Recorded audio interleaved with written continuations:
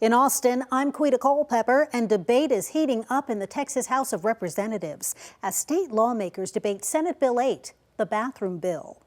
Senate Bill 8 would require trans women to use bathrooms in government buildings and public schools and universities that align with their biological sex. Inmates would be housed in correction facilities based on their biological sex, and family violence shelters designated for women could only provide services to biological women.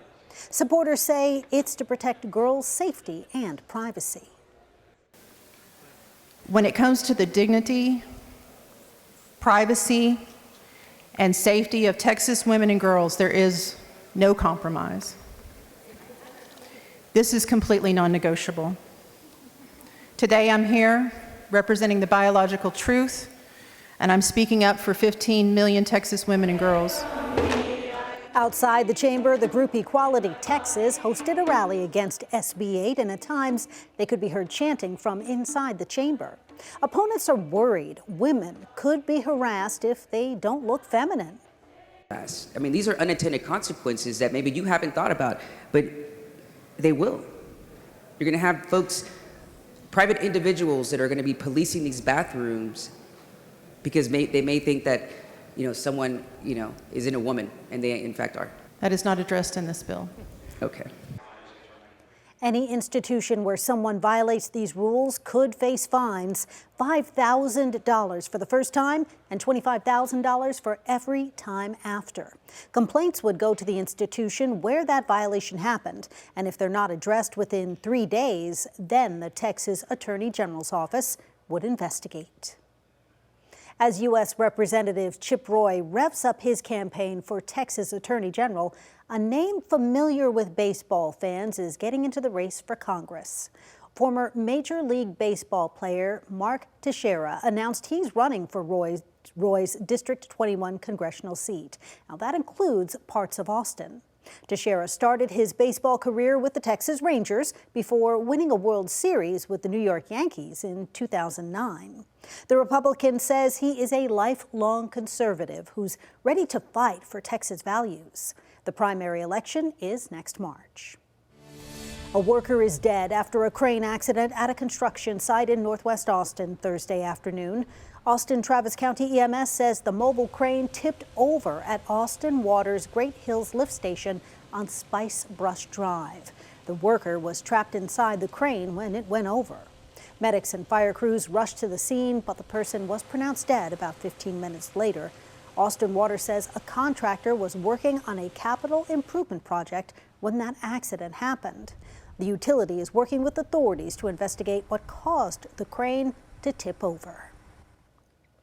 Pflugerville police say 4 people have been arrested after the disappearances and deaths of 2 men in 2021. Pflugerville police believe Philip Jones, Rico Huey, Michael Leon Randall, and Jacob Stillwell were involved in the deaths of Jared Crispin and Elijah Stark. Jones and Huey face murder and evidence tampering charges, while Randall faces just an evidence tampering charge. Travis County court records show Jacob Stillwell was sentenced to 15 years for an evidence tampering charge on Thursday. Pflugerville police have declined to answer any questions about this investigation. Austin City Council members approved new measures to boost safety at dog boarding facilities. Kelsey Sanchez explains what inspired the move.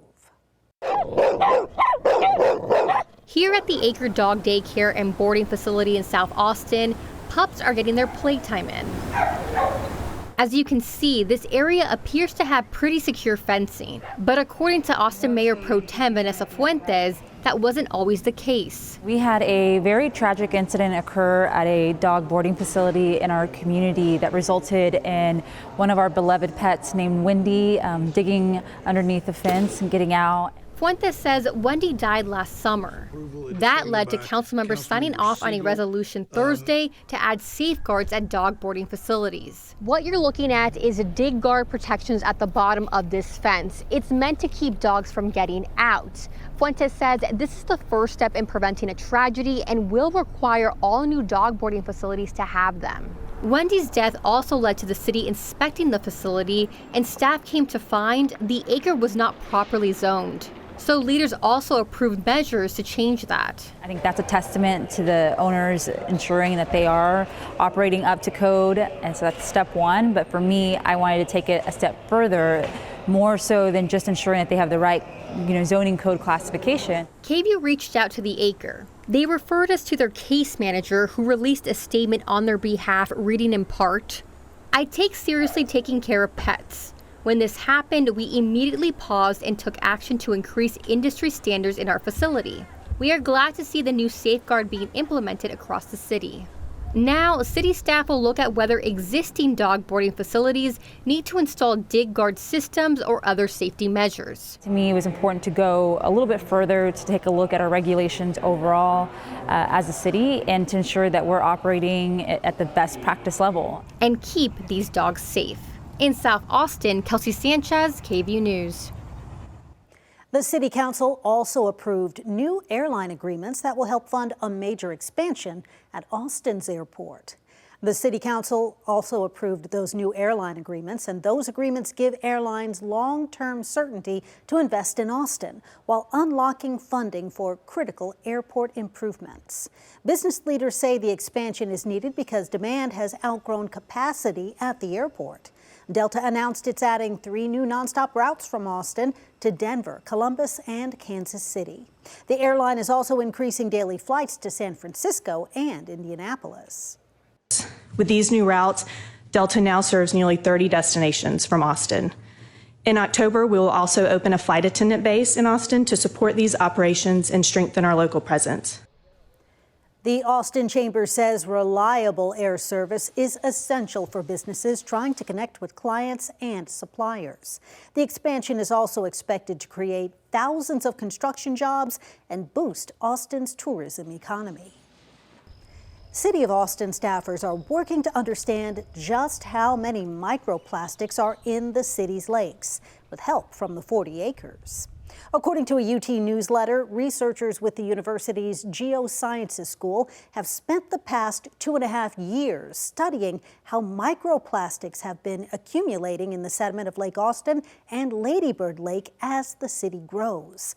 They found bits of microplastics in every section of core samples pulled from the bottom of both lakes. Most of them are road wear particles, which are bits of asphalt bindings and synthetic materials from tires.